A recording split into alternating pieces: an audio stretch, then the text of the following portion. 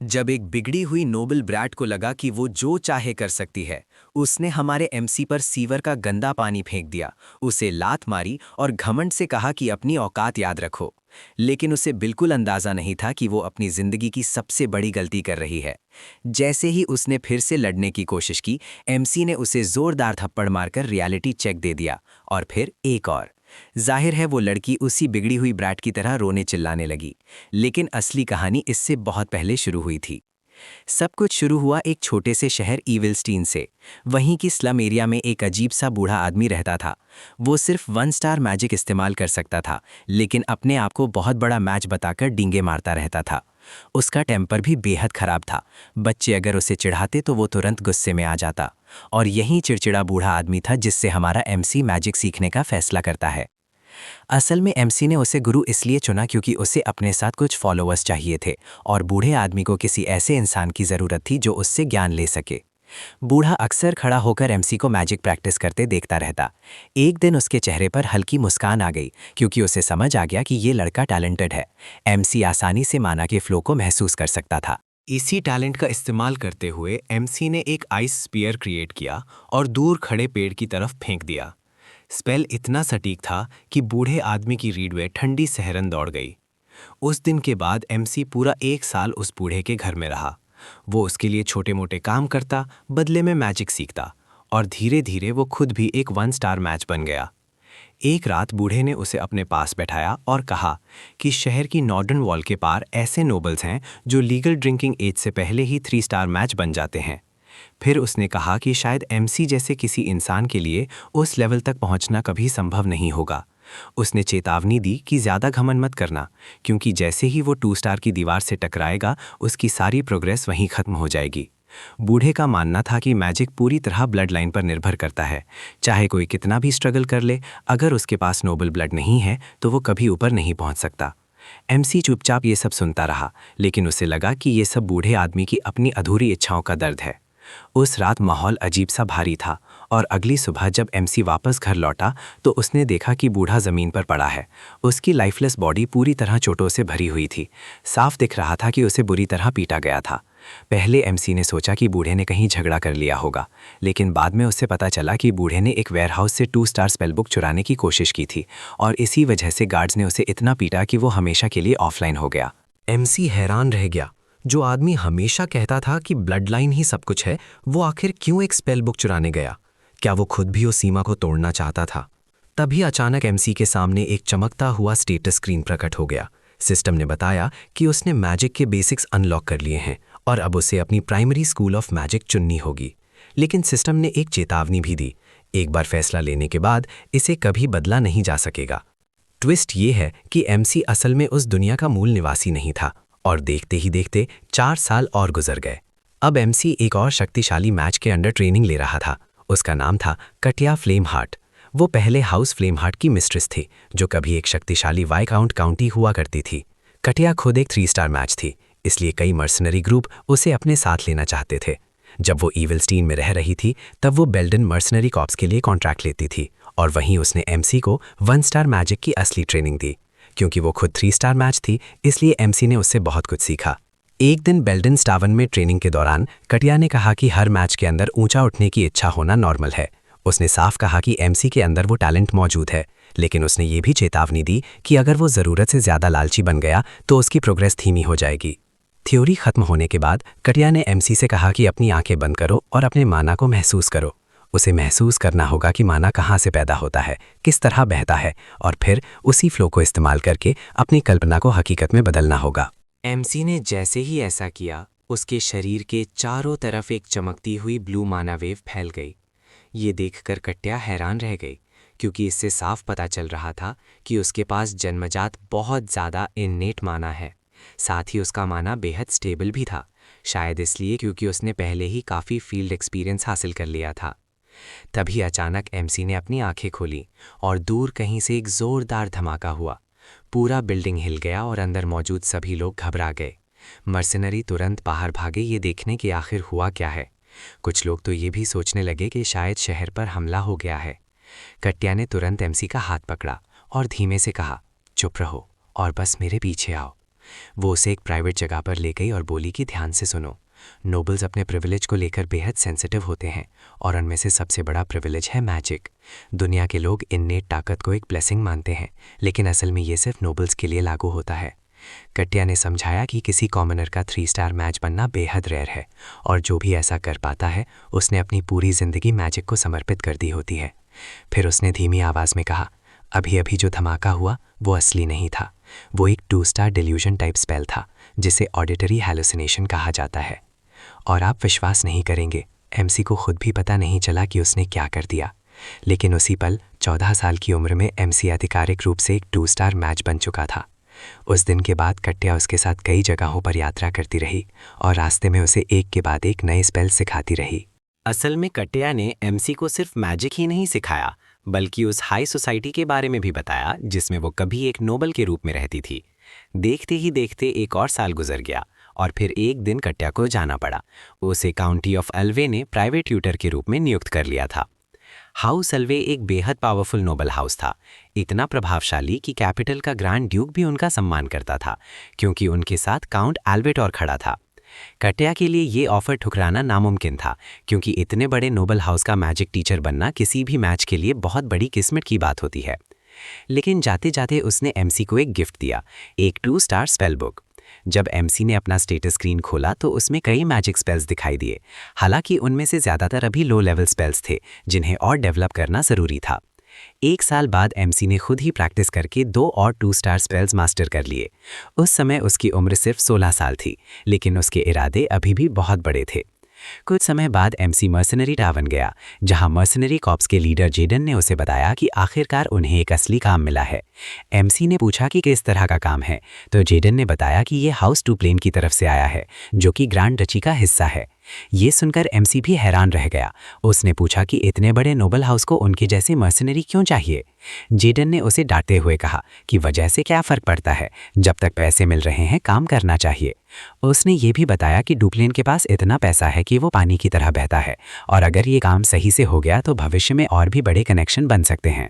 फिर एमसी ने पूछा कि आखिर काम क्या है। जेडन ने बताया कि उन्हें ग्रैंड ड्यूक के इलाके के बाहरी हिस्से में कुछ मॉन्स्टर्स को काबू करना है। लेकिन ये सुनकर एमसी को तुरंत शक हो गया।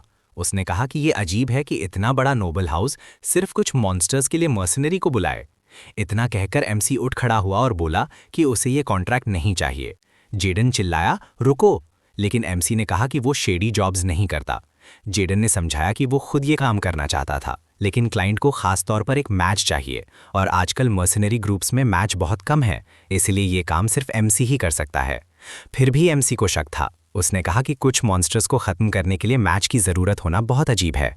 तभी जेडन ने अचानक उसकी तरफ एक गोल्ड कॉइन फेंक दिया, एडवांस फीस के तौर पर, और बस उस एक गोल्ड कॉइन ने एमसी को दोबारा सोचने पर मजबूर कर दिया। कुछ ही देर बाद 3 लोग टैवन में आए। उनमें से एक ने अपना चेहरा हुड से ढका हुआ था। जेडन ने उन्हें एमसी से मिलवाया और बताया कि यही क्लाइंट है, लेकिन उनके साथ आया एक बूढ़ा आदमी तुरंत नाराज़ हो गया। उसने कहा, ये तो बच्चा है। वो जेडन से बोला कि उसने किसी काबिल इंसान की उम्मीद की थी, किसी बच्चे की नहीं। जेडन ने जवाब दिया कि एमसी असली टैलेंट है और वो सबसे बेहतरीन मैच है जिसे वो जानता है। बूढ़ा फिर भी मना कर रहा था, लेकिन तभी उस हुड पहनी महिला ने उसके कान में कुछ फुसफुसाया, और आश्चर्य की बात, बूढ़ा तुरंत मान गया। इसके बाद वे सब प्लेन एरिया की तरफ निकल पड़े मॉन्स्टर्स का शिकार करने। वहां एमसी ने बड़ी आसानी से कई गॉब्लिन्स को खत्म कर दिया। उसकी एथलेटिक मूवमेंट और जबरदस्त मैजिक पावर देखकर गॉब्लिन्स मानो कचरा बनकर बिखर गए। जब लड़ाई खत्म हुई तो वो बूढ़ा डिस्पैच ऑफिसर भी उसकी तारीफ करने लगा कि उसने इतनी जल्दी इतने गॉब्लिन्स को फिनिश कर दिया। बाद में जब एमसी वापस टैवर्न लौटा तो उसकी साथी पेलिन उस पर चिल्लाने लगी। उसने कहा कि वो नोबल्स का लैपडॉग बन गया है। पेलिन ने याद दिलाया कि चाहे कुछ भी हो जाए, उन्हें उन घमंडी नोबल्स के सामने झुकना नहीं चाहिए। लेकिन जेडन ने शांत होकर कहा कि इस काम के पैसे बहुत अच्छे मिले हैं। जैसे ही पेलिन को पता चला कि एमसी को एक गोल्ड कॉइन मिला है, वो तुरंत चिल्लाने लगी कि उसे भी इस काम में शामिल किया जाए। वो मजाक में बोली कि अगर जरूरत पड़ी तो वो नोबल्स के पैरों में भी रेंग सकती है। ये सुनकर जेडन गुस्से से बोला, चुप हो जाओ, ये काम ऐसा नहीं है। थोड़ी देर बाद पेलिन इतनी शराब पी गई कि वहीं सो गई। तब जेडन ने एमसी से पूछा कि काम कैसा रहा। एमसी ने कहा कि कुछ खास नहीं, बस कुछ गॉब्लिन्स को खत्म किया और काम खत्म हो गया। जेडन ने कहा कि पहली नज़र में क्लाइंट अजीब लगे थे, लेकिन उनके पास पैसा ज़रूर है। एमसी ने भी माना कि उनके पास पैसा है, लेकिन उसे अभी भी शक था कि वे सच नहीं बोल रहे।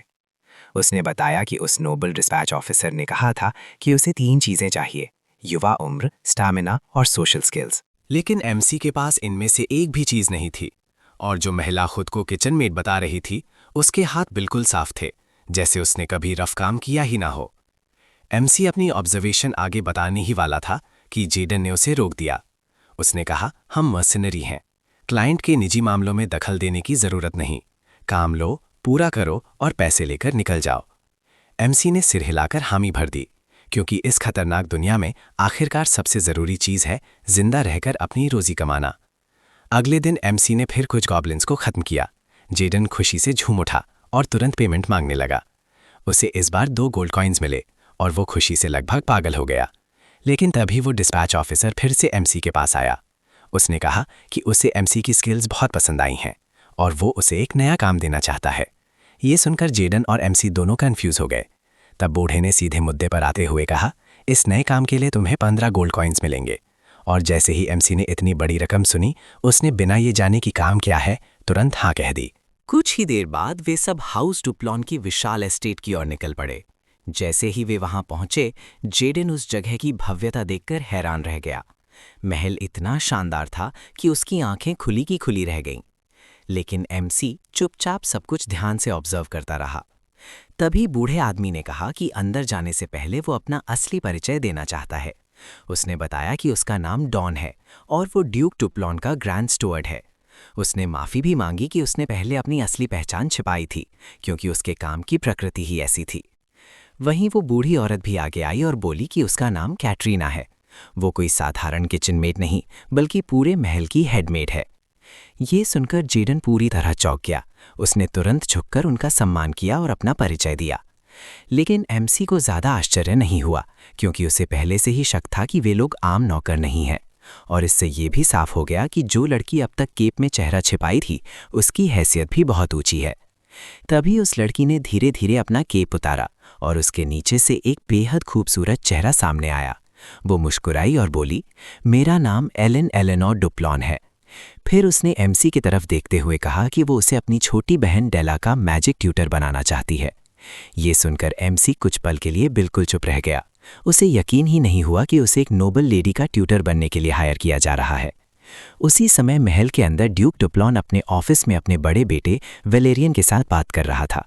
तभी अचानक दरवाज़ा जोर से खुला और उनका दूसरा बेटा रेग गुस्से में कमरे में घुस आया। ड्यूक ने उसे शांत रहने को कहा, लेकिन रेग चिल्लाते हुए बोला, सलाह मुझे नहीं, डेला को चाहिए। उसने बताया कि डेला अब हद से आगे बढ़ चुकी है। उसने उन नौकरों को भी मारना शुरू कर दिया है जिन्हें उसने खुद काम पर रखा था। वैलेरियन ने उसे धीरे बोलने को कहा, क्योंकि वो अपने पिता के साथ मीटिंग में था। लेकिन रेग नहीं रुका। उसने कहा कि पिछले 1 महीने में 10 नौकर नौकरी छोड़ चुके हैं और इसकी वजह सिर्फ डेला का व्यवहार है। वो हमेशा गुस्से में चीज़ें तोड़ देती है और किसी की भी इज्जत नहीं करती। फिर उसने अपने पिता से सीधा सवाल किया, आप कब तक डेला की इन हरकतों को अनदेखा करते रहेंगे? वैलेरियन अब ये सब बर्दाश्त नहीं कर पाया और उसने रेग को कमरे से निकल जाने को कहा। लेकिन रेग ने और भी बड़ा सुझाव दे दिया।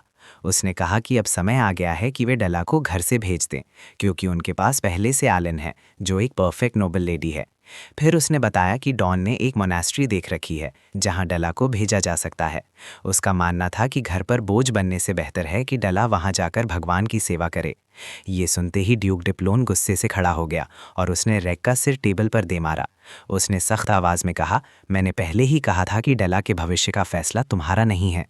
फिर भी रेग डरा नहीं। उसने कहा कि किसी न किसी दिन उन्हें डेला की किस्मत का फैसला करना ही पड़ेगा। उसी समय महल के दूसरे हिस्से में एमसी और एलन मुख्य किले की ओर जा रहे थे।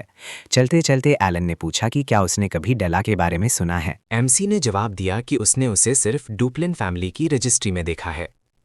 ये सुनकर एलन ने सिर झुका लिया और दुखी आवाज में कहा कि डेला को सार्वजनिक रूप से ज्यादा नहीं दिखाया जाता। इतने में सामने से वैलेरियन और रेग आ गए। वैलेरियन ने एलन से पूछा कि ईविलस्टीन में उसका समय कैसा रहा। एलन ने विनम्रता से कहा कि वो उसके ख्याल रखने की वजह से आराम से रह पाई। वैलेरियन ने कहा कि वे बाद में बात करेंगे, क्योंकि अभी उसे रेग की चोट का ध्यान रखना है। थोड़ी देर बाद एलिन एमसी को लेकर अपने पिता के ऑफिस में पहुंची। उसने अपने पिता को नमस्कार किया और ड्यूक ने कहा कि उसने ईविलस्टीन में उसकी उपलब्धियों के बारे में सुना है। एलिन मुस्कुराकर बोली कि ये सब उनकी ही वजह से संभव हुआ। फिर उसने एमसी की ओर इशारा करते हुए कहा कि यही वो मैजिक ट्यूटर है जिसे वो ईविलस्टीन से लेकर आई है और अब वही डेला को ट्रेन करेगा। परिचय कराने के बाद एलिन जाने लगी ताकि अपने पिता के काम में बाधा न डाले, लेकिन ड्यूक डुप्लून ने एमसी को रुकने के लिए कहा। एलिन के जाने के बाद ड्यूक ने उसे ध्यान से देखा और कहा कि वो उम्मीद नहीं कर रहा था कि ट्यूटर इतना युवा होगा। फिर उसने पूछा कि क्या वो मैजिक संभालना जानता है। एमसी ने विनम्रता से कहा कि वो थोड़ा बहुत 1 स्टार मैजिक इस्तेमाल कर सकता है। ये सुनकर ड्यूक ने अपने चश्मे उतार दिए और गंभीर आवाज में कहा, झूठ बोलने की जरूरत नहीं, कभी कभी ज्यादा विनम्रता भी एक गुण नहीं बल्कि कमजोरी लगती है।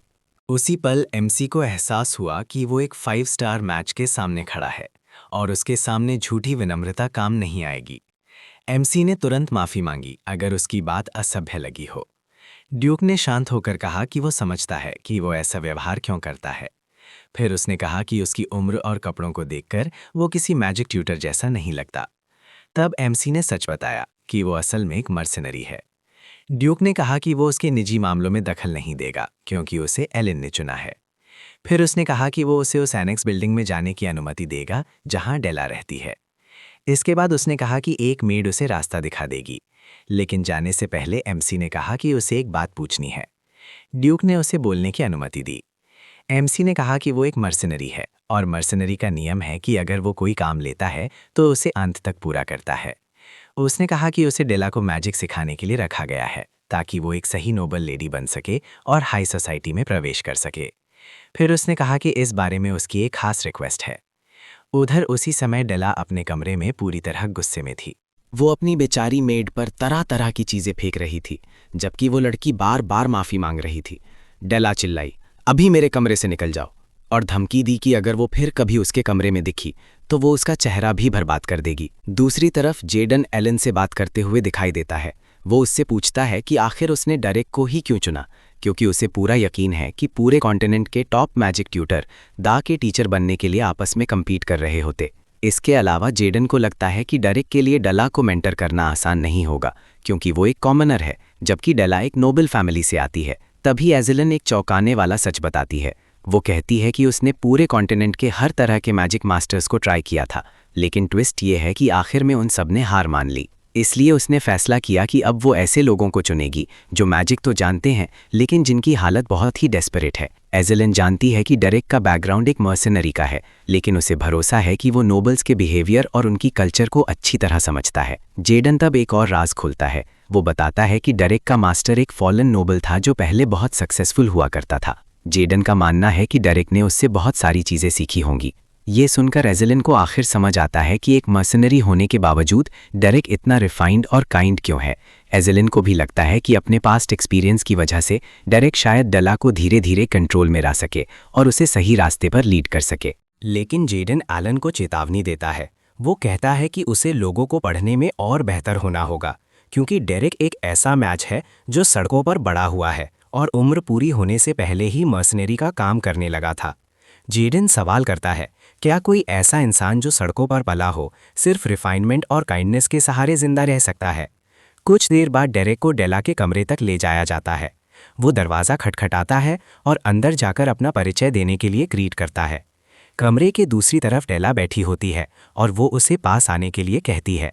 डेरेक उसके कहने पर आगे बढ़ता है, लेकिन जैसे ही वो करीब आता है डेला के चेहरे पर एक खतरनाक स्माइल आ जाती है, जैसे वो पहले से कुछ प्लान कर चुकी हो। अचानक डेला उस पर बदबूदार पानी फेंक देती है और उसे सीवर रैट कहकर मजाक उड़ाने लगती है। वो लगातार उसे इंसल्ट करती रहती है। फिर वो कुर्सी पर खड़ी हो जाती है ताकि ऊपर से उसे नीचा दिखा सके। उसके हाथ में एक और बाल्टी होती है और वो भी डेरेक के सिर पर उड़ेल देती है, ये कहते हुए कि उसने ये पानी पहले से तैयार करके रखा था। पूरे समय डेरेक बिल्कुल चुप रहता है। कुछ देर में जब डेला के पास फेंकने के लिए पानी खत्म हो जाता है तो वो और ज़्यादा गुस्से में आ जाती है। वो डेरेक के सीने पर जोर से किक मारती है जिससे वो गिर जाता है। फिर वो अपना जूता निकालकर उसके ऊपर फेंक देती है और कहती है कि उससे बदबू आती है। इसके बाद वो वापस अपनी सीट पर बैठ जाती है और उसे याद दिलाती है कि उसकी औकात एक सीवर रैट से ज़्यादा कुछ नहीं है। लेकिन सच तो ये है कि डेला के कमरे में आने से पहले ही डेरेक ने डुप्लेन से एक लंबी बातचीत की थी उसने साफ कहा था कि डेला की प्रॉब्लम आसानी से सॉल्व नहीं होगी। उसी समय उसने डुप्लेन से पूछा था कि क्या वो उसे डेला की ट्रेनिंग के मामले में पूरी अथॉरिटी देगा। अब वापस कमरे में डेरेक धीरे धीरे खड़ा होता है और अचानक डेला के चेहरे पर एक जोरदार थप्पड़ जड़ देता है। उस एक थप्पड़ से डेला का पूरा शरीर शॉक में जम जाता है। आयरॉनिकली 3 साल पहले डेरेक अपने मास्टर कार्टिया के साथ ट्रैवल कर रहा था। उसने उससे पूछा था कि अगर उसे किसी ऐसे स्टूडेंट को पढ़ाना पड़े जो उसकी काइंडनेस की कद्र ही ना करे तो वो क्या करेगी। कार्टिया ने जवाब दिया था कि वो पहले उसे समझने की कोशिश करेगी, उसे अपनाएगी और उसे गले लगाएगी। डेरेक को ये बहुत आइडियलिस्टिक लगा था। उसने पूछा, अगर वो स्टूडेंट ये सब चाहता ही ना हो तो? तब कार्टिया ने कहा था कि टीचिंग का असली एसेंस है स्टूडेंट को बेहतर दिशा में लीड करना। अगर समझ और एक्सेप्टेंस से काम ना चले तो एक अलग शुरुआत ढूंढनी चाहिए। डेरेक ने पूछा, किस तरह की शुरुआत? और कार्टिया ने जवाब दिया, स्टूडेंट के दिल में डर पैदा करके। वर्तमान में वापस डेरेक डेला से कहता है कि उसे दूसरों के साथ रिस्पेक्ट और कंसिडरेशन से पेश आना सीखना होगा। वो यही नहीं रुकता और उसे तुरंत खड़े होने के लिए कहता है, क्योंकि उसे अपनी बात दोहराना पसंद नहीं है। डेला गुस्से में खड़ी होती है और उसके गाल पर थप्पड़ मार देती है। वो चिल्लाकर पूछती है कि एक लो बॉर्न उसकी हिम्मत कैसे कर सकता है कि उस पर हाथ उठाए, लेकिन वो अपनी बात पूरी भी नहीं कर पाती। डेरेक फिर से उसे थप्पड़ मार देता है और कहता है कि वो भी अपनी बात दोहराने वाला नहीं है। डेला के चेहरे पर अचानक एक मुस्कान आ जाती है, क्योंकि उसे लगता है कि अब डेरेक ठीक वहीं फंस गया है जहां वो चाहती थी। वो जोर से चिल्लाती है और डेलॉन को बुलाती है, ये कहते हुए कि डेरेक ने उस पर हाथ उठाया है। डेलॉन और कई मेड्स तुरंत कमरे में दौड़कर आते हैं और पूछते हैं कि क्या वो ठीक है। डेलॉन गुस्से में डेरेक के पास जाता है और उसे डांटते हुए पूछता है कि वो क्या सोच रहा है जो डेला पर हाथ उठा रहा है। वो चेतावनी देता है कि अगर ड्यूप्लेन को पता चल गया तो बड़ी मुसीबत होगी। लेकिन तभी डेरेक अपनी जेब से एक लिखी हुई नोट निकालता है। वो बताता है कि उसे पहले ही ड्यूप्लेन से परमिशन मिल चुकी है कि वो डेला की एजुकेशन को जैसे चाहे वैसे हैंडल कर सकता है। डेलॉन जब उस नोट को पढ़ता है जिस पर डुप्लेन के साइन होते हैं तो उसे समझ आ जाता है कि अब वो कुछ नहीं कर सकता। ये खबर जैसे ही वैलेरियन को मिलती है, वो गुस्से में डेरेक के कमरे में पहुंचता है और अपनी बहन को छूने की वजह से उसे चैलेंज करता है।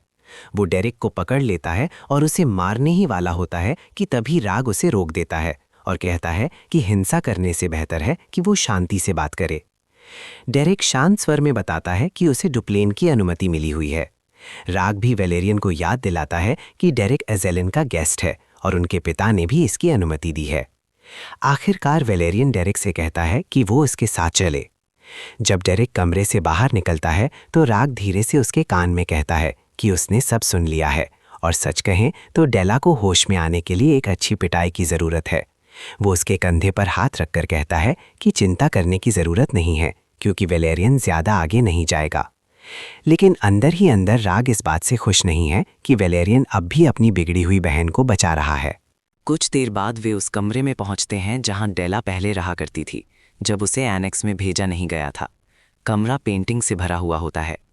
वैलेरियन बताता है कि डेला को ड्राइंग बहुत पसंद थी। वो हमेशा उससे कहती थी कि वो उसकी ड्राइंग्स देखे, और जब भी वो देखता तो डेला शर्म से लाल हो जाती थी। लेकिन एक अजीब बात थी, डेला कभी भी अपनी ड्राइंग पूरी नहीं करती थी। ज़्यादातर समय वो कुछ हिस्सों को खाली छोड़ देती थी और सिर्फ वही चीज़ें बनाती थीं जो उसे पसंद आती थीं। वैलेरियन अपने पहले वाले बिहेवियर के लिए माफ़ी मांगता है, लेकिन डेरेक कहता है कि ये कोई बड़ी बात नहीं है। फिर वो पूछता है कि उसे यहाँ क्यों लाया गया। वैलेरियन धीरे से बताता है कि वो बस ये दिखाना चाहता था कि डेला कोई ऐसी बच्ची नहीं है जिसे नफ़रत या मारने के लायक समझा जाए। वो कहता है कि किसी समय पर डेला अचानक अपने ब्लड लाइन को लेकर बेहद ऑब्सेस्ड हो गई थी और आखिरकार उसी वजह से उसे मेन हाउस से निकालकर इस एनेक्स में बंद कर दिया गया। वैलेरियन कहता है कि उसे समझ नहीं आता कि डेला आखिर ऐसी क्यों बन गई, लेकिन उसे पूरा यकीन है कि उन्हें हर हाल में उसे मोनास्ट्री भेजे जाने से रोकना होगा। वैलेरियन बताता है कि अगर डेला सिर्फ एक भी स्टार मैजिक सीख लेती है तो वो अपने फादर को मना सकता है कि डेला को यहीं रहने दिया जाए। वो सच्ची आवाज़ में डेरेक से रिक्वेस्ट करता है कि वो डेला को बचा ले। डेरेक तब वैलेरियन से कहता है कि डेला ने मैजिक को पूरी तरह छोड़ा नहीं है, क्योंकि जिन किताबों को वो देख रहा है उनके किनारों पर डेला के लिखे हुए नोट्स हैं। वो आगे बताता है कि दूर वाली शेल्फ पर रखी सारी किताबें स्कूल ऑफ रेगुलेशंस की थ्योरी बुक्स हैं। वैलेरियन इसकी पुष्टि करता है और कहता है कि नोबल्स आमतौर पर इसी स्कूल से सीखते हैं। सब कुछ ध्यान से देखने के बाद डेरेक कहता है कि वो अपनी पूरी कोशिश करेगा। उस रात जब डेला आराम से अपने बेड पर सो रही होती है, तभी अचानक डेरेक वहां आता है और उसके सिर पर पानी उड़ेल देता है। फिर उसे तुरंत खड़े होने को कहता है। डेला पूरी तरह शॉक में पड़ जाती है और सोचती है कि शायद डेरेक का दिमाग खराब हो गया है। लेकिन डेरेक उसकी बातों को इग्नोर करता है, उसका हाथ पकड़ता है और उसे अपने साथ चलने को मजबूर करता है। डेला समझ ही नहीं पाती कि उसके साथ क्या हो रहा है, जबकि डेरेक उसे हॉल से घसीटते हुए बाहर ले जाता है और नौकरानियां ये सब देखकर हैरान रह जाती हैं। कुछ ही देर में वो उसे एस्टेट से बाहर जंगल की तरफ ले जाता है।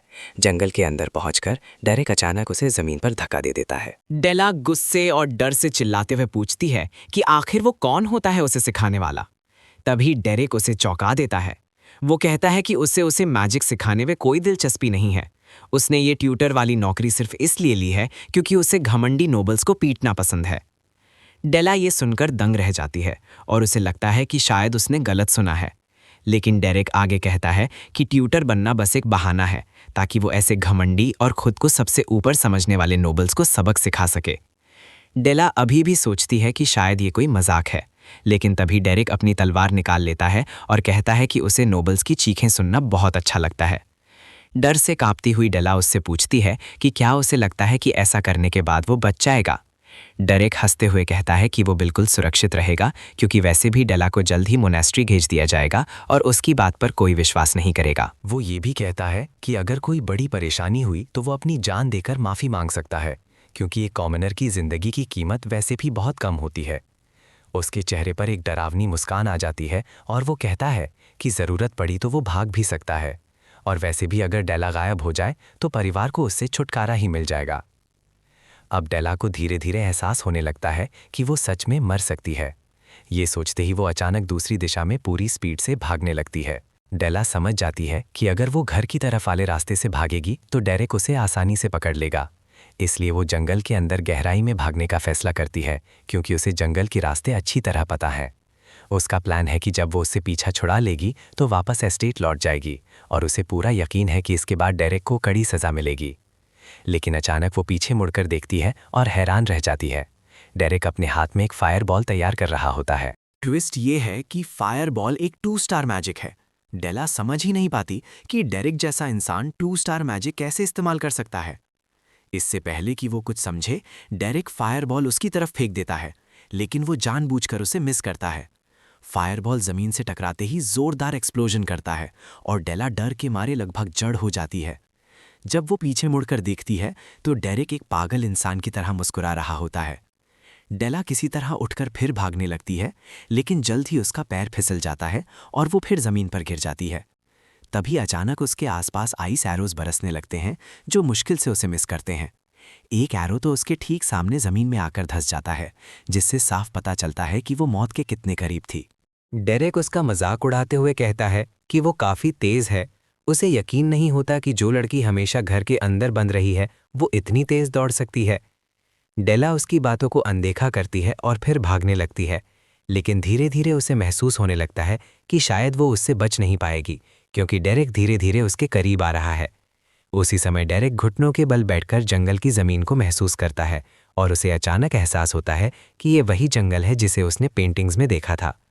आयरनिकली, डेरेक समझ जाता है कि डेला बचपन से इस जंगल में घूमती रही है और बिना जाने ही वो यहाँ के माना को महसूस कर पाती थी और उसी एहसास को अपनी पेंटिंग्स में उतार देती थी। वो अभी अपने इस अनुमान के बारे में सोच ही रहा होता है कि अचानक डेला पीछे से एक बड़ा पत्थर उठाकर उसके सिर पर मारने के लिए आती है, लेकिन डेरेक बहुत तेज़ी से रिएक्ट करता है और अपनी तलवार से उस पत्थर को उसके हाथ से उड़ा देता है।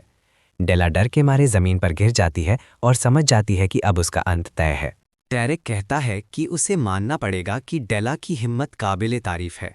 वो जानती थी कि पीछा छुड़ाना मुश्किल है, फिर भी उसने भागने के बजाय पलटकर हमला करने का फैसला किया। ये फैसला लेना उसके लिए आसान नहीं रहा होगा। फिर वो ठंडी आवाज़ में कहता है कि अब उसके पास भागने की ताकत भी नहीं बची। अपनी तलवार तैयार करते हुए वो डरावनी आवाज़ में पूछता है, क्या उसके पास आखिरी शब्द हैं? डेला की आंखों में अभी भी गर्व चमक रहा होता है। वो कहती है कि वो माफ़ी मांगने वाली नहीं है, क्योंकि वो किसी के सामने झुकने वालों में से नहीं है। डेरेक उससे पूछता है कि आखिर वो अपने ब्लड लाइन को लेकर इतनी ऑब्सेस्ड क्यों है। डेला रोते हुए जवाब देती है कि अगर उसकी महान ब्लड लाइन उससे छिन गई तो उसके पास कुछ भी नहीं बचेगा। वो गुस्से में ज़मीन पर मुक्का मारती है और आंसुओं के साथ पूछती है क्या उसे लगता है कि उसने कभी मैजिक सीखने की कोशिश ही नहीं की। वो बताती है कि उसने जितनी भी कोशिश की मैजिक कभी काम ही नहीं करता। डेला कहती है कि अगर पेंटिंग और मैजिक दोनों उससे छिन जाएं तो उसके पास सिर्फ उसकी ब्लड लाइन ही बचती है, और अगर वो भी चली गई तो वो खुद को बिल्कुल बेकार समझेगी। ये सब सुनकर डेरिक गहरी सांस लेता है। फिर वो अपनी तलवार उठाता है और कहता है, उसने काफ़ी सुन लिया। वो डेला से कहता है कि अब सब खत्म होने वाला है और वो अपनी तलवार पूरी ताकत से उसकी तरफ घुमा देता है। लेकिन तभी कुछ ऐसा होता है जिस पर कोई यकीन नहीं कर सकता। डेला तो पहले ही सोच चुकी थी कि अब उसका सिर ज़मीन पर लुढ़कने वाला है, लेकिन जब वो धीरे धीरे अपनी आंखें खोलती है तो उसे एहसास होता है कि वो अभी भी जिंदा है। ट्विस्ट ये है कि जैसे ही डेरिक की तलवार डेला को छूने वाली होती है, अचानक उसके चारों तरफ एक आइस बैरियर बन जाता है। ये बर्फ की दीवार उसकी तलवार को रोक देती है और उसे छूने तक नहीं देती। डेला खुद भी हैरान रह जाती है क्योंकि उसे महसूस होता है कि इस आइस बैरियर को बनाने वाला माना उसी के शरीर से निकल रहा है। डेरिक ये देखकर अपनी तलवार वापस म्यान में रख देता है। फिर वो झुककर डेला को सलाम करता है और कहता है कि उसने बहुत अच्छा काम किया है। वो अपनी रूडनेस के लिए उससे माफ़ी भी मांगता है। डेला ये सब देखकर पूरी तरह शॉक में पड़ जाती है। तब डेरिक उसे समझाता है कि जो अभी हुआ है उसे शायद वो पूरी तरह मैजिक नहीं कह सकती। असल में ये सिर्फ माना का एक मैनिफेस्टेशन था। लेकिन सबसे महत्वपूर्ण बात यह है कि उसने ये कर दिखाया। डेला अपनी आंखों पर यकीन नहीं कर पाती और अचानक गुस्से व फ्रस्ट्रेशन में जोर से चिल्लाने लगती है। कुछ देर रोने के बाद जब वो शांत होती है तो डेरिक उसके घावों की देखभाल करने लगता है। उसी दौरान वो उसे बताता है कि वो स्कूल ऑफ द वाइल्ड से जुड़ी हुई है। डेला ये सुनकर कंफ्यूज हो जाती है कि इसका मतलब क्या है। डेरिक समझाता है कि ज्यादातर नोबल्स स्कूल ऑफ रेगुलेशंस से मैजिक सीखते हैं, लेकिन असल में हर स्कूल ऑफ मैजिक का बेस एक जैसा होता है। फर्क सिर्फ इस बात में होता है कि उसे समझने और मास्टर करने का तरीका अलग होता है। वो कहता है कि डेला का टेम्परामेंट स्कूल ऑफ वाइल्ड का है, इसलिए जब वो रेगुलेशंस की थ्योरी से मैजिक सीखने की कोशिश कर रही थी तो वो अपने ही रास्ते में रुकावट पैदा कर रही थी। डेरिक इसे आसान उदाहरण से समझाता है। वो कहता है कि ये ऐसा नहीं था कि डेला ऐसे कपड़े पहन रही थी जो उस पर फिट नहीं होते, बल्कि ये ऐसा था जैसे वो ऐसे कपड़ों में घुसने की कोशिश कर रही थी जो उसके शरीर पर चढ़ ही नहीं सकते। डेला उससे पूछती है कि उसे कैसे पता चला कि वो स्कूल ऑफ वाइल्ड से है। डेरिक बताता है कि उसने उसकी बनाई हुई ड्राइंग्स देखी हैं। वो समझाता है कि डेला प्रकृति में बहते हुए माना को महसूस कर सकती है और उसी एहसास को अपने कैनवस पर उतार देती है। आमतौर पर जो मैजिक स्कूल ऑफ वाइल्ड के टेम्परामेंट के साथ जन्म लेते हैं वे बचपन से ही प्रकृति में मौजूद माना को महसूस करने लगते हैं। डेरिक जब उसकी टांगों पर पट्टी बांधना खत्म कर देता है तो कहता है कि अब वो चल सकती है।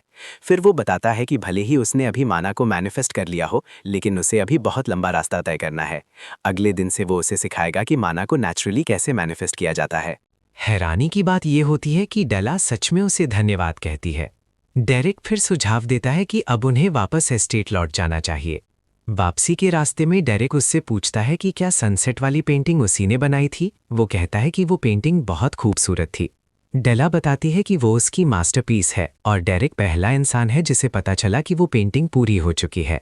अगली सुबह डेला जैसे ही जागती है सबसे पहले वो फिर से अपना माना मैनिफेस्ट करने की कोशिश करती है, लेकिन वो फेल हो जाती है।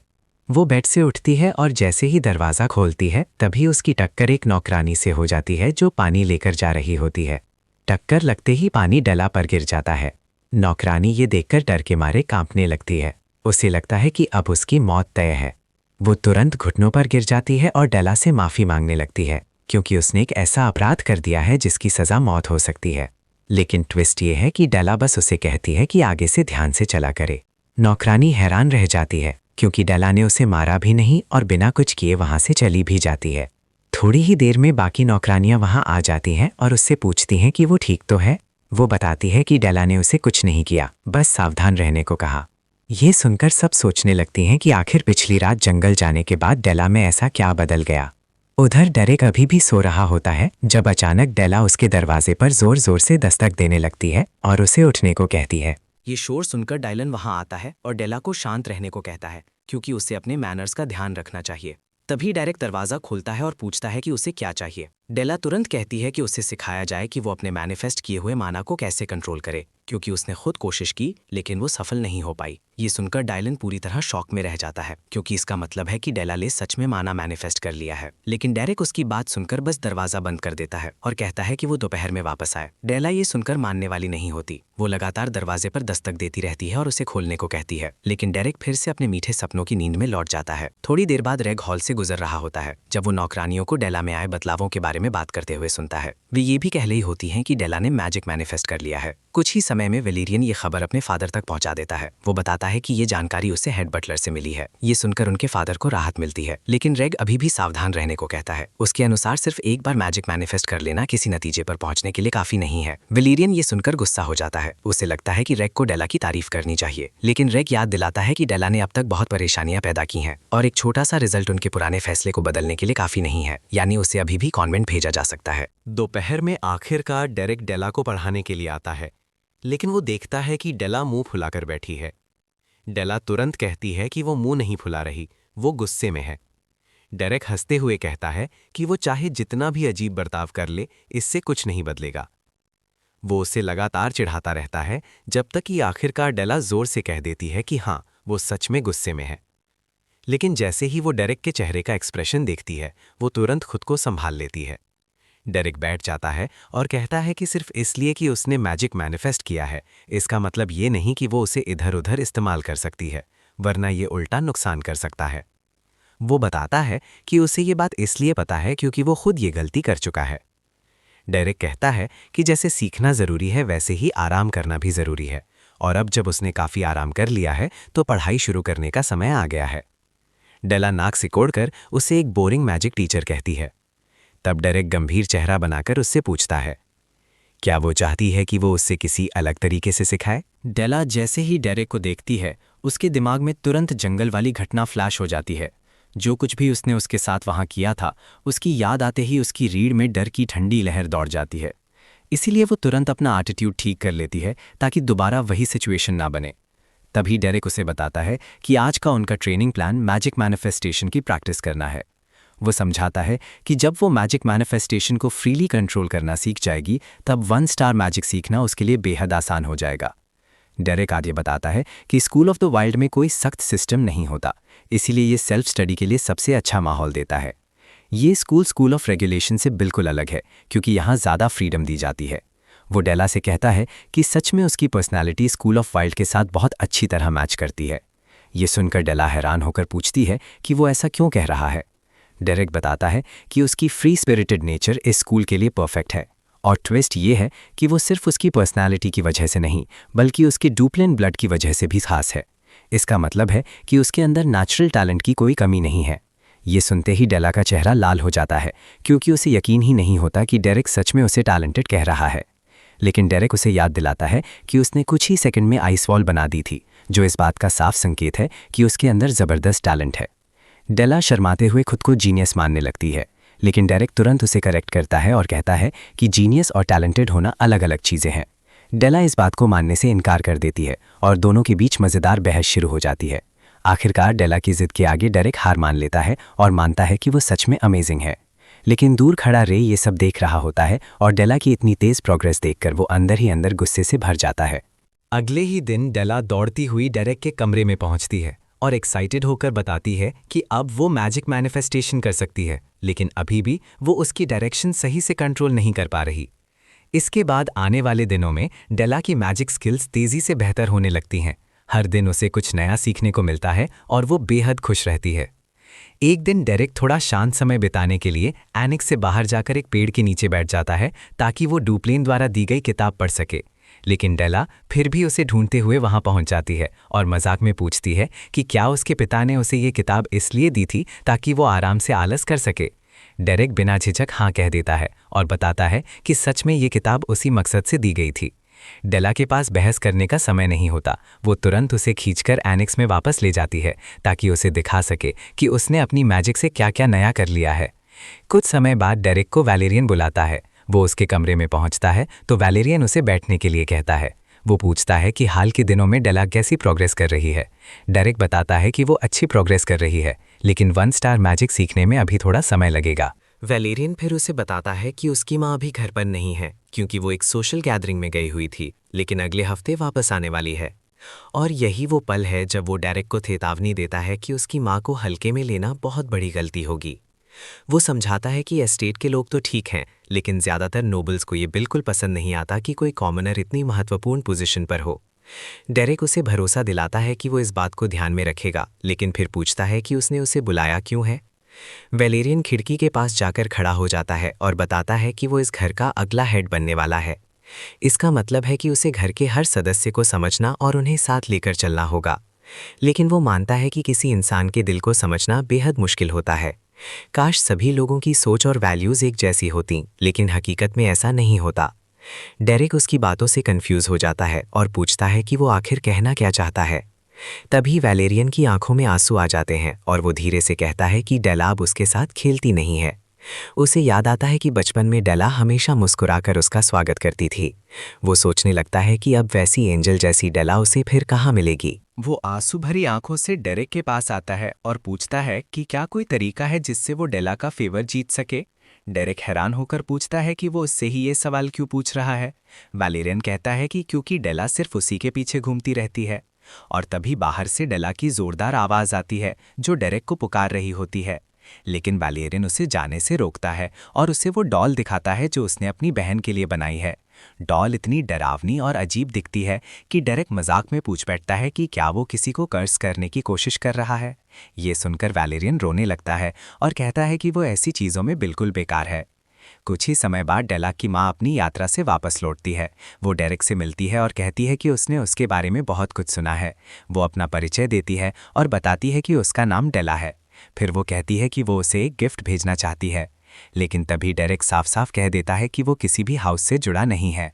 ये सुनकर महिला कंफ्यूज हो जाती है और जब डेरेक ये सच बता देता है कि वो एक कॉमनर है तो वो हैरानी से बिल्कुल स्तब्ध रह जाती है। आयरॉनिकली एक हफ्ता पहले ही एलन ने डेरेक का धन्यवाद किया था क्योंकि वो एबलस्टीन वापस जाने वाली थी, इसीलिए उसे डेला को डेरेक के भरोसे छोड़ना पड़ा। जेडन ने भी मजाक में कहा था कि डेरेक जल्दी काम खत्म करके एबलस्टीन लौट आए, नहीं तो पाइन ये सब सुनकर पागल हो जाएगी। दोनों जब कैरेज में बैठकर जा रहे होते हैं तभी अचानक एलन को याद आता है कि उसने एक ज़रूरी बात बताना भूल गई है। जेडन पूछता है कि क्या बात है और वो बताती है कि उसकी माँ एक हफ्ते में वापस आने वाली है, लेकिन वो डेरेक को इसके बारे में बताना भूल गई। जेडन समझ नहीं पाता कि उसे डेरेक को चेतावनी देने की क्या ज़रूरत थी, लेकिन सच ये है कि डेला की माँ को लोग एंगर की देवी कहते हैं। अब वर्तमान में डेला की माँ गुस्से में अपने पति के ऑफिस में घुस जाती है और चिल्लाकर पूछती है कि आखिर उनकी बेटी का टीचर एक कॉमनर क्यों है। उसका पति उसे शांत रहने के लिए कहता है, लेकिन वो लगातार चिल्लाती रहती है क्योंकि डेला उनकी सबसे छोटी बेटी है। आखिरकार वो आदमी समझाता है कि उसे भी ये फैसला पसंद नहीं था, लेकिन अच्छे ब्लड लाइन वाले सभी टीचर्स ने डेला को पढ़ाने से मना कर दिया था। फिर भी महिला मानने को तैयार नहीं होती और कहती है कि ड्यूप्लिन परिवार की बेटी को पढ़ाने के लिए किसी मर्सनरी को रखना बिल्कुल गलत है। उसका पति बताता है कि अच्छा मैजिक टीचर ढूंढना बहुत मुश्किल है और ऊपर से एस्लिन ने ही डेरेक को रिकमेंड किया था। लेकिन डेला की माँ अब भी नहीं मानती। वो कहती है कि कम से कम कुछ स्टैंडर्ड तो होना चाहिए और तभी वो सुझाव देती है कि वे उसके भाई फ्लैम को हायर कर सकते हैं। पिछली बार वो बिजी था, लेकिन अब शायद वो उपलब्ध हो, लेकिन उन्हें अभी नहीं पता कि ये फैसला आगे चलकर पूरे घर की किस्मत बदलने वाला है। ड्यूप्लिन ये सुनकर हैरान रह जाता है कि उसकी पत्नी सच में ये सुझाव दे रही है कि जो आदमी पूरे टेरिटरी को मैनेज करता है उसे हटाकर एक प्राइवेट टीचर बना दिया जाए। वो डेला की माँ से पूछता है कि क्या उसे लगता है कि अगर वे एल्स्टीन को इतनी लापरवाही से चलाएंगे तो सब कुछ सही रहेगा। लेकिन महिला भी पीछे हटने वाली नहीं थी। वो कहती है कि सिर्फ टेरिटरी ही नहीं बल्कि उनका सोशल सर्कल भी एक तरह का बैटलफील्ड है। समाज में भी इज्जत और पोजीशन के लिए लड़ाई होती है, इसीलिए एक टीचर का सोशल स्टेटस भी मायने रखता है। अगर डेला का टीचर डेरेक जैसा एक कॉमनर हुआ, तब जब डेला पहली बार सोसाइटी में इंट्रोड्यूस होगी तब लोग उसका मजाक उड़ाएंगे। माहौल इतना गर्म हो जाता है कि वैलेरियन को बीच में आना पड़ता है। वो अपनी माँ से कहता है कि शांत हो जाएं क्योंकि वो यहाँ अपने पति से लड़ने नहीं आई हैं। लेकिन डेला की माँ साफ कह देती है कि ये कोई छोटी बात नहीं है जिसे नज़रअंदाज कर दिया जाए। तभी अचानक रैग वहां आ जाता है। वो अपनी माँ से कहता है कि असली सवाल ये नहीं है कि डेरेक कॉमनर है या नहीं, असली सवाल ये है कि क्या वो डेला को पढ़ाने के लिए क्वालिफाइड है। रैग मानता है कि किसी कॉमनर का किसी नोबल का मैजिक टीचर बनना नॉर्मल बात नहीं है, लेकिन अगर उसके पास सही क्वालिटी है तो ये समस्या नहीं होनी चाहिए। वो प्रस्ताव रखता है कि डेरेक की काबिलियत को स्पार के जरिए टेस्ट किया जाए। लेकिन तभी उसके पिता उसे रोक देते हैं और कहते हैं कि डेरेक सच में एक असली मैच है, इसमें कोई शक नहीं। फिर भी रैग रुकता नहीं। वो कहता है कि वो खुद डेला से स्पार करना चाहता है ताकि देख सके कि डेरेक की ट्रेनिंग का कोई असर हुआ है या नहीं। अगर डेरेक सच में अच्छा टीचर है तो अब तक डेला में कुछ ना कुछ सुधार जरूर दिखना चाहिए। डुप्लेन के पास इसका कोई जवाब नहीं होता और रैग वहां से ये तय करके निकल जाता है कि वो अपनी बहन के साथ मैजिक स्पार जरूर करेगा। वैलेरियन तुरंत उसके पीछे दौड़ता है और पूछता है कि वो अपनी ही बहन के साथ मैजिक स्पार करके क्या साबित करना चाहता है। रैग उससे पूछता है कि क्या उसे सच में लगता है कि डेला बदल ही है। वो उसे याद दिलाता है कि डेला ने पहले क्या क्या किया था, लेकिन वैलेरियन फिर भी कहता है कि चाहे कुछ भी हो, डेला उनकी बहन है, वो उनके खून का हिस्सा है और उनका फ़र्ज़ है कि वे उसे अपने करीब रखें और उसकी रक्षा करें। लेकिन ये सुनकर रैग का गुस्सा और भड़क जाता है। वो कहता है कि डेला बैड ब्लड है क्योंकि वो उनके पूरे हाउस को नीचे गिराने की कोशिश कर रही है। अगर वो इसी हालत में सोसाइटी में डेब्यू करेगी तो ये उनके परिवार के अंत की शुरुआत होगी। वैलेरियन ये सुनकर हैरान रह जाता है कि उसका भाई अपनी ही बहन के बारे में ऐसा सोचता है, लेकिन रैग जाते जाते कह देता है कि लाइन सबसे पहले डेला ने ही क्रॉस की थी, इसीलिए उसे एनेक्स में एक्साइल रहना ही पड़ेगा। अगली सुबह डेला सबसे पहले डेरेक के कमरे में पहुंचती है। उसके हाथ में स्पार की नोटिफिकेशन होती है। वो डेरेक से कहती है कि अगर वो इस मैजिक स्पार में हार गई तो डेरेक को तुरंत टीचर की जॉब से निकाल दिया जाएगा। लेकिन डेरेक बिल्कुल शांत रहता है। वो कहता है कि उसे पहले से ही इसके बारे में पता है। वो ये भी जानता है कि रैग एक सीजन 1 स्टार मैच है, इसलिए डेला के लिए जीतना आसान नहीं होगा। ये सुनकर डेला गुस्से में चिल्ला पड़ती है। वो पूछती है कि क्या बस यही कहना है, जबकि उसकी हार का मतलब है कि डेरेक को नौकरी से निकाल दिया जाएगा। लेकिन डेरेक उसे याद दिलाता है कि वो एक मर्सनरी है। उसका काम बस काम करना, पैसा लेना और आगे बढ़ जाना है। और ट्विस्ट ये है कि वो उसे बता देता है कि उसे पहले ही काफ़ी ज़्यादा पेमेंट मिल चुकी है। ये सुनकर डेला पूरी तरह शॉक हो जाती है। एक हफ्ते बाद आखिरकार वो दिन आ जाता है जब मैजिक स्पार होने वाला था। एरिना में डुप्लिन और कई महत्वपूर्ण लोग मौजूद थे। डेरेक डुप्लिन का स्वागत करता है और डुप्लिन ये देखकर हैरान रह जाता है कि डेरेक के चेहरे पर जरा भी डर या चिंता नहीं है। वो सोचने लगता है कि क्या वो सच में इतना कॉन्फिडेंट है। डुप्लेन इस बात से प्रभावित होता है और इससे उसका विश्वास और मजबूत हो जाता है कि डेरेक परिवार के लिए महत्वपूर्ण है। दूसरी तरफ रैग अरीना में कदम रखता है, लेकिन उसके दिमाग में सिर्फ एक ही लक्ष्य था, अपनी बहन को पूरी तरह तोड़ देना। वो चाहता था कि डेला अपने अतीत के लिए इतनी बुरी तरह पछताए कि उसे अपनी हड्डियों तक में दर्द महसूस हो। आयरॉनिकली एक हफ्ता पहले जब डेरेक ने खुद को मर्सनरी बताया था, तब डेला ने उससे पूछा था कि क्या उसे सच में फर्क नहीं पड़ता कि उसके साथ क्या होगा जब तक उसे पैसा मिल रहा है। तब डेरेक ने उसे याद दिलाया था कि उसकी मैजिक पहले से ही काफ़ी तेज़ी से बढ़ रही है। भले ही वो तुरंत 1 स्टार मैजिक यूज़ ना कर सके, लेकिन उसे वहां तक पहुंचने में ज़्यादा समय नहीं लगेगा और इसकी सबसे बड़ी वजह है कि उसके अंदर डुप्लेन ब्लड है। डेला समझ नहीं पाती कि वो अचानक ये सब क्यों कह रहा है। डेरेक उसे याद दिलाता है कि स्कूल ऑफ वाइज का असली मकसद यही है, लोगों को खुद सीखने के लिए मजबूत बनाना।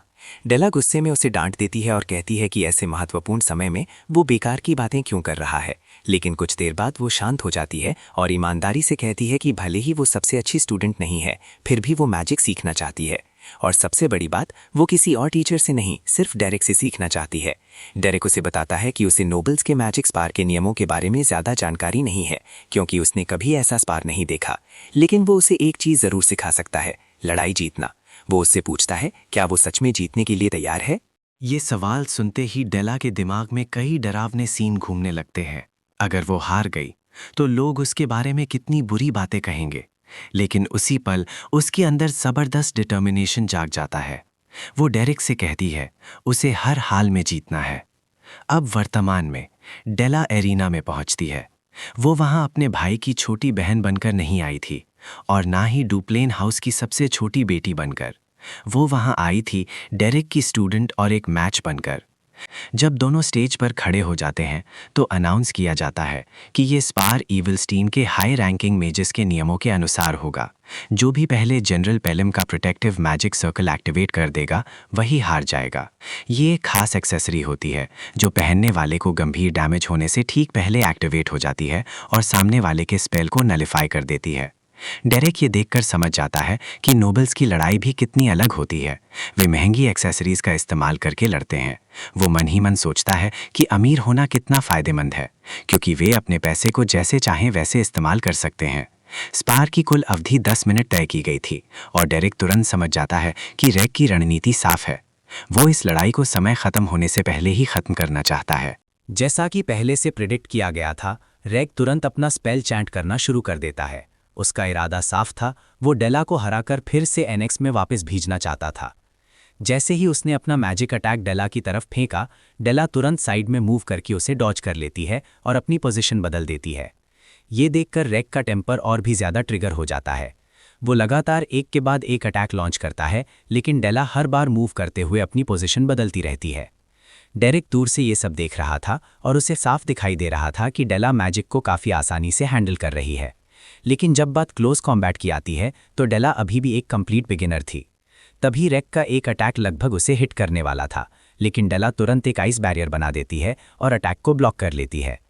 रेग ये देखकर शॉक्ड हो जाता है, क्योंकि डेला स्टार रैंक मैजिक यूज़ नहीं कर रही थी, फिर भी वो मैजिक पावर को मैनिफेस्ट कर पा रही थी।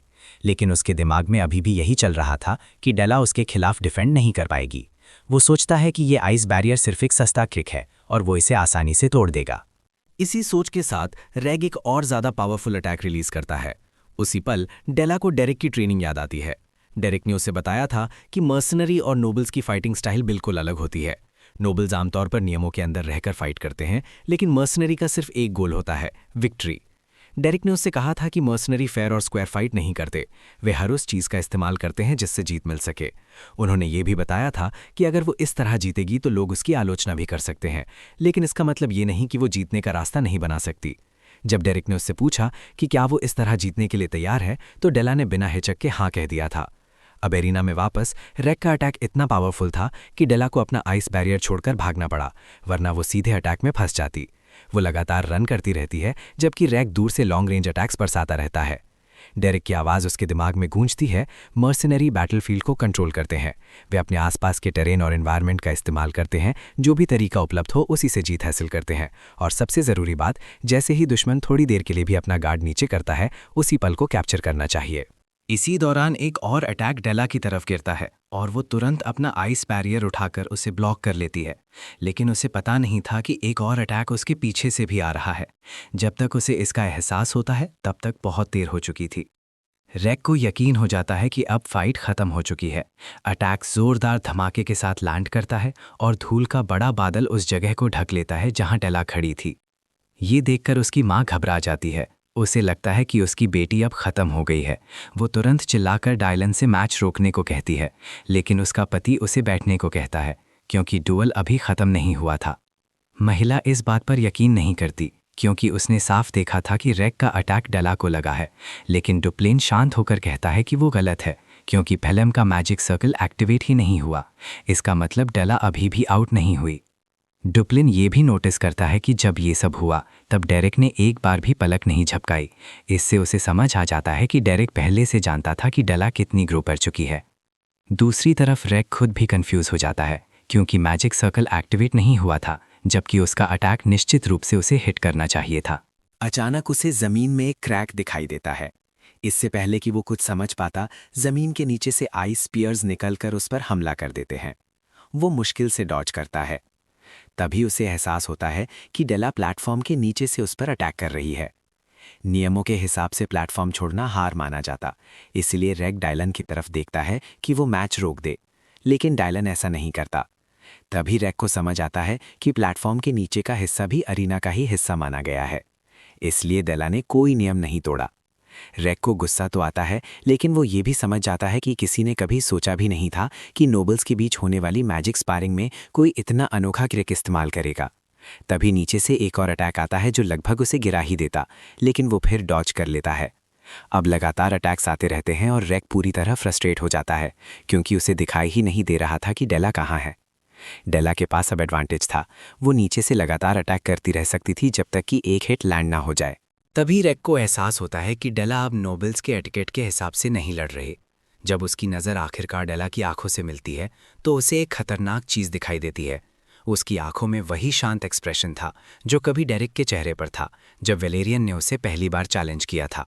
उस पल रेग समझ जाता है कि ये पूरी स्ट्रैटेजी सिर्फ डेला की नहीं हो सकती, इसके पीछे डेरिक ज़रूर है। अब जब खेल ऐसा है तो रेग भी फैसला करता है कि वो पीछे नहीं हटेगा। वो अपना कोट उतार देता है और अपनी पूरी ताकत के साथ लड़ने के लिए तैयार हो जाता है। ऊपर बैठी डेला की माँ ये देखकर और भी शॉक्ड हो जाती है कि उसकी बेटी इतनी गंदी जगह प्लेटफॉर्म के नीचे से लड़ रही है। वो फिर से चिल्लाकर अपने पति से मैच रोकने को कहती है, लेकिन वो मना कर देता है क्योंकि अभी तक कोई नियम नहीं टूटा था। प्लेटफॉर्म के नीचे से डेला को मना का फ्लो साफ दिखाई दे रहा था। वो इसी एडवांटेज का इस्तेमाल करके रेक पर अटैक करती रहती है। रेक को बार बार कूदना पड़ता था और वो अपने इनकांटेशन सही से यूज नहीं कर पा रहा था। लेकिन तभी उसे प्लेटफॉर्म के बीच में खड़ा पोल दिखाई देता है। वो तुरंत उस पर छलांग लगा देता है। उसी समय डेला नोटिस करती है कि अब उसे मना का फ्लो महसूस नहीं हो रहा। वो तुरंत समझ जाती है कि उसका भाई कुछ नया प्लान कर रहा है। लेकिन उसे पूरा कॉन्फिडेंस था, जैसे ही रेग अगली बार इनकांटेशन यूज करेगा वो उसे जरूर पकड़ लेगी। दूसरी तरफ रेग भी समझ चुका था कि इस पोजीशन से डेला उसके मना को सेंस नहीं कर सकती, लेकिन यहाँ से वो खुद भी स्पेल कास्ट नहीं कर सकता था। इसलिए उसके पास सिर्फ एक रास्ता बचा, पूरा प्लेटफॉर्म ही तोड़ देना। वो बिना इनकांटेशन के एक लॉन्ग रेंज अटैक फायर करता है और पोल को बेस से काट देता है। पोल टूटकर प्लेटफॉर्म पर गिरता है और उसी फोर्स से प्लेटफॉर्म का एक हिस्सा टूट जाता है। इसके साथ ही रेग खुद भी नीचे गिर जाता है ताकि अपनी बहन के साथ बराबरी की फाइट कर सके। धूल के बीच दौड़ती हुई डेला उसे दिखाई देती है और वो तुरंत उस पर एक आइस एरो फायर करता है। डेला उसे ब्लॉक कर देती है, लेकिन अब उसके अटैक्स और भी ज़्यादा इंटेंस हो जाते हैं। ये देखकर डेला के अंदर डर की एक लहर दौड़ जाती है। रेग समझ चुका था कि क्लोज रेंज में उसके पास एडवांटेज है। उसे बस एक सही मैजिक एरो चाहिए था। लेकिन इससे पहले कि वो अटैक कर पाता, डेला अचानक उसकी तरफ तेजी से बढ़ती है और सीधा उसके सीने पर किक मार देती है। रेग दर्द से घुटनों के बल गिर जाता है और तभी ट्विस्ट ये है कि डेला तुरंत जमीन की धूल उठाकर उसकी आंखों में फेंक देती है। इससे उसे और ज़्यादा दर्द होता है और उसकी विजन पूरी तरह ब्लॉक हो जाती है। जैसे ही डेला समझती है कि उसका भाई कुछ पल के लिए इनकैपेसिटेट हो गया है, वो तुरंत इस मौके का फ़ायदा उठाती है और वापस प्लेटफॉर्म की सतह पर चढ़ जाती है।